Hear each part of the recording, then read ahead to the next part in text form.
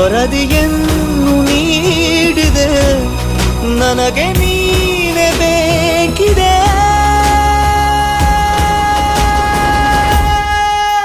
इश्क जीना भी है, इश्क मरना भी है, इश्क तारे ज़मीं, इश्क तूफान है. ಈಗಂತೂ ಗಾಯಾಳು ನಾನು, ಈ ಗುಟ್ಟಲ್ಲಿ ಶಾಮೀಲು ನೀನು. ಈ ಪ್ರೀತಿಗ ಅತಿಯಾಗುವಂತೆ ನನ್ನನ್ನು ನೀನು ಹುಡುಕಾಡುವಂತೆ, ಆಗಾಗ ಒಂಚೂರು ಮರೆಯಾಗಲೇನು.